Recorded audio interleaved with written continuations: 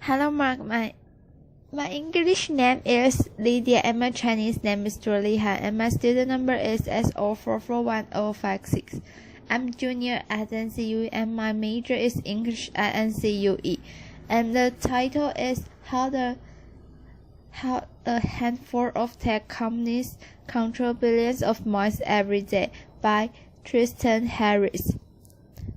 I want you to imagine walking into a room and a control room with a bunch of people, 100 people, hunched over a desk with little dials, and that control rooms will shape the thoughts and feelings of a billion people. This might sound like science fiction, but this actually exists right now, today. I know because I used to be in one of those control rooms. I was a design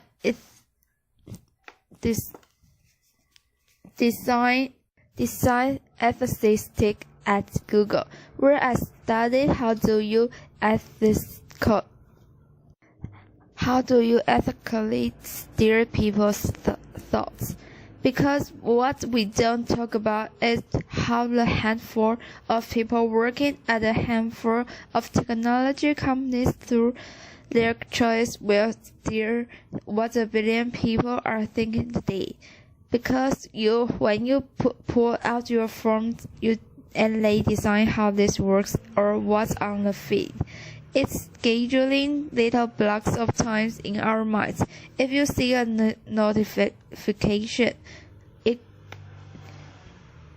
it schedules you to have thoughts that maybe you didn't intend to have. If you sweep over that notification, it schedules you into spending a little bit of time getting sucked into something that maybe you didn't intend to get sucked into. When we talk about technology, we tend to talk about it as this blue sky opportunity. It could go any direction, and I want to get serious for a moment and tell you why it's going in a very specific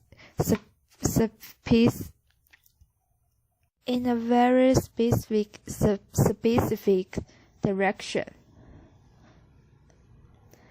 Because it's not evolving randomly. There's a hidden goal driving the direction of all of the technology we make. And that goal is the race for our attention, because every news site, elections, politician, games, even meditation apps have to compete for one thing, which is our attention. And there's only so much of it. And the best way to get people's attention is to know how someone's mind works. And there's a whole bunch of persuasive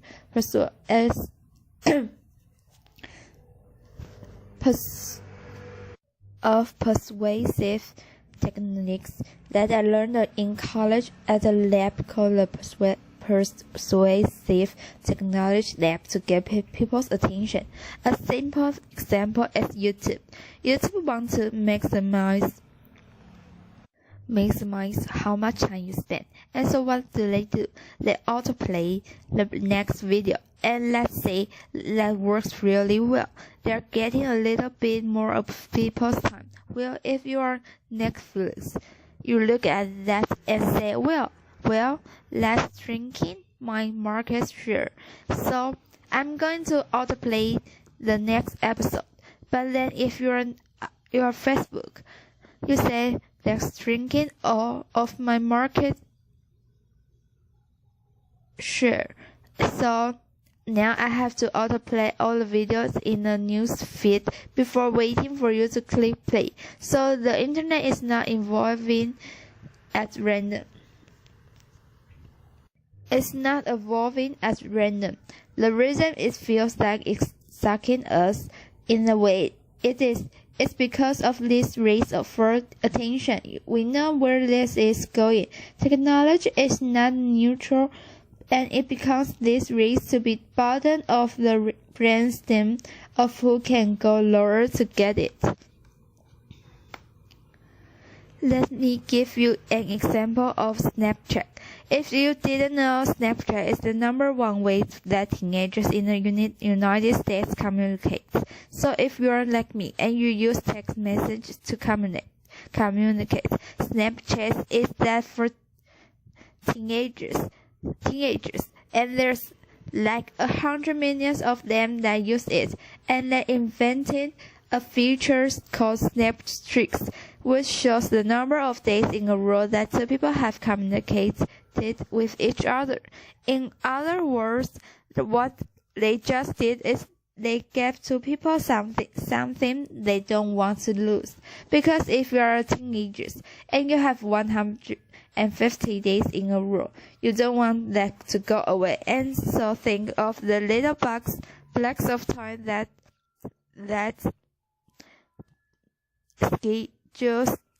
schedules in kids' minds. This isn't theoretical. When kids go on vacation, it's being shown they give their password to up to 5 other friends to keep their Snap streaks going, even when they can't do it. And they have like 30 of these things, and so they have to get through taking photos of just pictures or words or ceilings, just get through their days. So it's not even like they're having real conversation. We have temptation. We have temptation to think about this as, oh, they're just using Snapchat the way we used to gossip on the telephone. It's probably okay. Well, what this misses is that in the 1970s, when you were just gossiping on the telephone, there wasn't 100 engineers on the other side of the screen. You knew exactly how your psychology works, and orchestrated you into a double bind with each other. And now, if this is making you feel a little bit of outrage, notice that thought just comes over you. Outrage is a really good way also of getting your attention, because we don't choose outrage. It happens to us, and if you are the Facebook news feed, whether you want or not, you actually benefit where there's outrage. Because outrage doesn't just schedule a reaction in emotional time space for you. We want to share that outrage with other people. So we want to hit share and say, can you believe the thing that they said?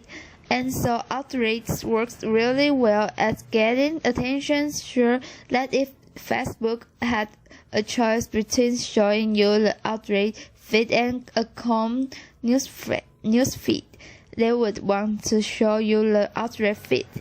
Not because someone consciously chose that, but because they work better at getting your attention. And the news feed controls room is not accountable to us. It's only accountable to maximizing attention. It's also accountable because of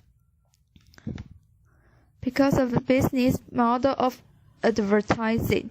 For anybody who can pay the most to actually work into the control room and say, that group over there, I want to schedule these thoughts into their mind. So you can target, you can precisely target a lie directly to the people who are most susceptible.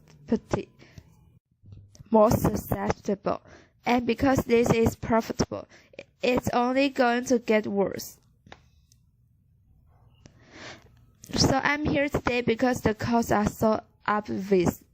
I don't know a more urgent problem than this, because this problem is underneath all other problems. It's not just taking away our agencies to spend our attention and live the lives that we want. It's changing the way that we have our conversation. It's changing our democracy.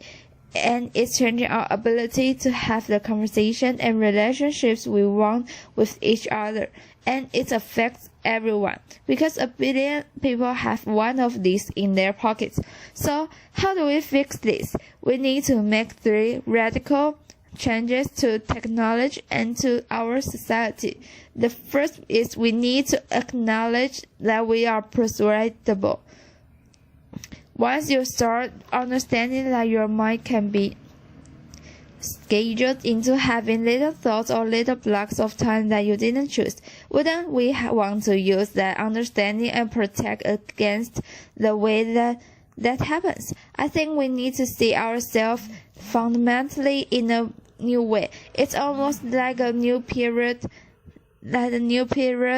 of human history, like the Enlightenment, but also a kind of self-aware enlightenment that we can be persuaded. And there's might be something we want to protect. The second is we need new models and accountability systems so that as the world gets better and more persuasive over time, because it's only going to get more persuasive, that the people is those control rooms and are accountable and transparent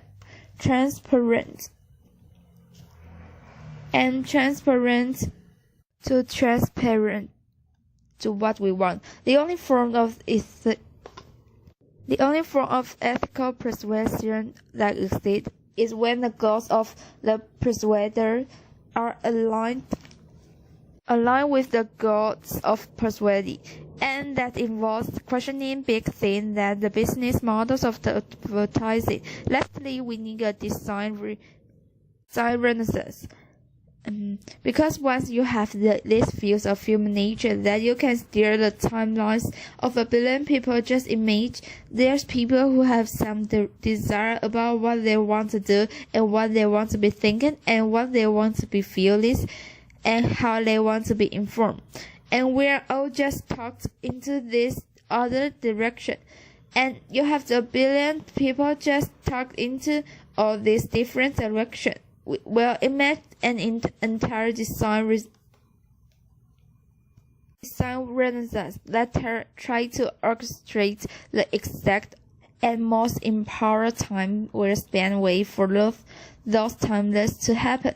And that would involve 2 things. One would be protecting against the timeless that we don't want to be experiencing, the thoughts that we don't want to be happening, so that when that thing happens, not having a thing that sends us away.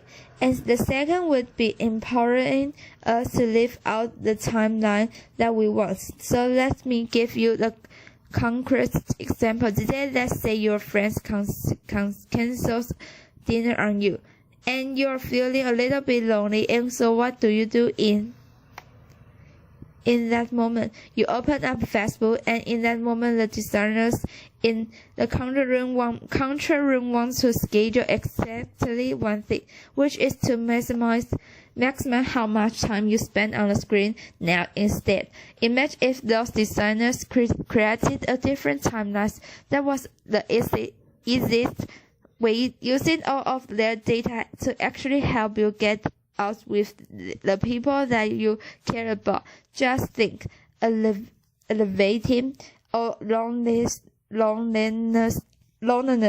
in society. If that was that timeline that Facebook wanted to make possible for people.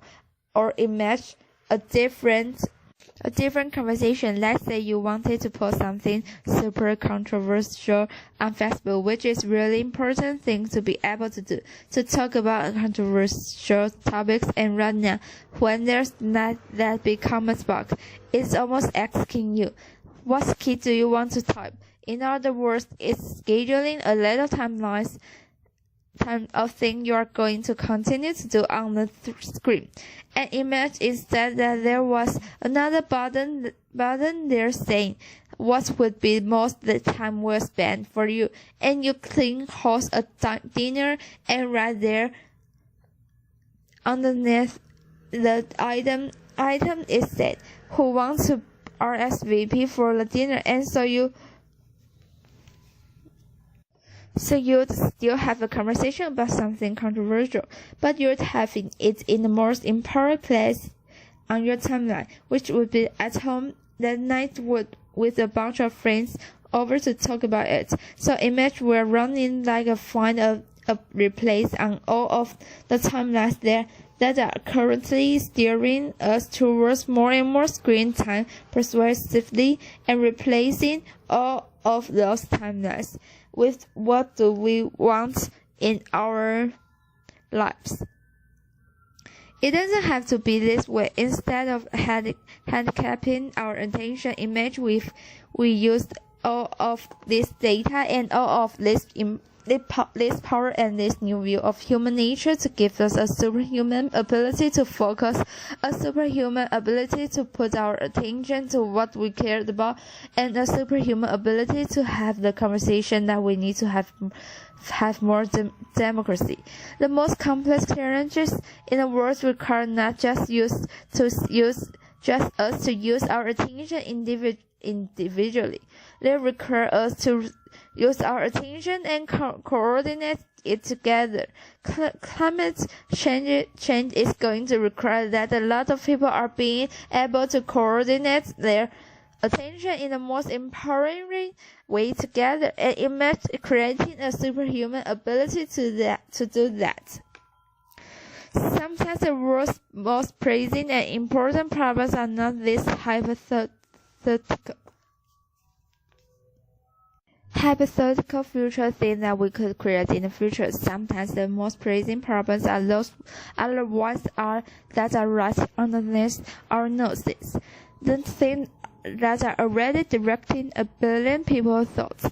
And maybe instead of getting excited about the new augmented reality and virtual reality and this cool thing that could happen, which are going to be susceptible to the same race for attention.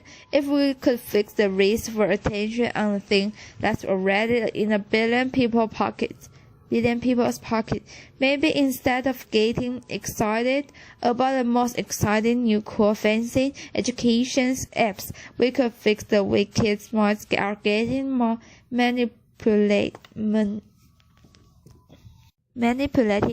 into sending an empty message back and forth. Applause.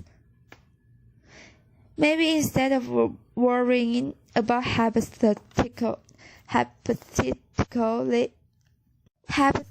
future runaway artificial intelligences that are maximizing for one goal, we could solve the runaway artificial intelligence that already exist right now, which are these news feeds maximizing for one thing. It's almost like instead of running away to colonize new planets, we could fix the one that we are already on. Applause. Solving this problem is critical infrastructure for solving every other problem. There's nothing in your life or in your collective problem that does not require our ability to put our attention where we care about. And at the end of our lives, all we have is our attention and our time. What will be time we'll spend for hours? Thank you. Applause. Chris Anderson. Tristan, thank you. Hey, step up here a second. First of all, thank you.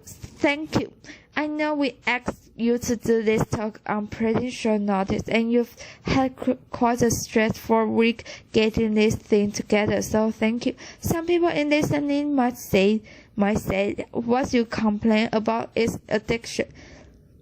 And all these people doing this stuff for them is actually interesting. All these design decisions have built user content that is fantastically interesting. The world's more interesting than it ever has been. What's wrong with that? Tristan Harris. I think it's really interesting. One way to say this is if you are just YouTube. For example, you want to always show the most interesting next video. You want to get better and better at suggesting that next video. But even if you could propose the perfect next video that everyone would want to watch, it would just be better and better and keeping you hooked on the screen. So what's missing in that equation is figuring out what your boundaries will be. You would want YouTube to know something about, say, falling asleep. The CEO of Netflix recently said, our biggest competitors are Facebook, YouTube, and sleep. And so what we need to recognize is that the human architecture is limited and that we have certain boundaries or dimensions of our lives that we want to be honored and respected, and technology could help do that. Applause. CA. I mean, could you make a case that part of the problem here is that we've got a naive model and of human nature? So much of this is justified in terms of human preference, where we've got this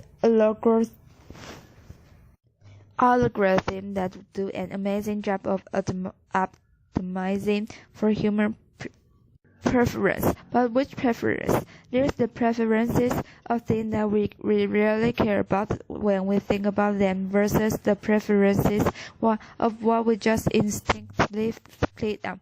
If we could implement that more nuanced view of human nature in every design, would that be a step forward? Tristan Harris.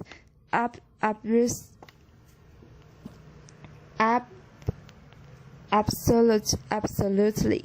I mean, I think right now it's as if all of our technology is basically only asking our lizard brain what's the best way to just impulsively get you to do the next tiniest thing with your time, instead of asking you in your life what would be most time will spend for you.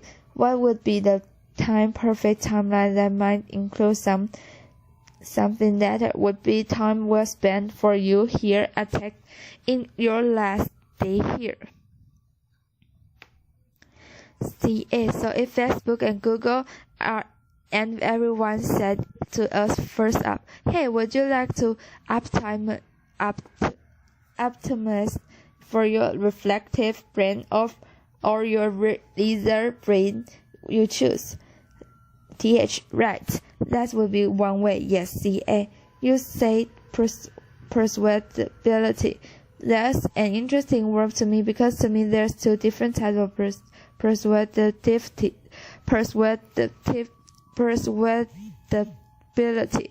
There's the persuadability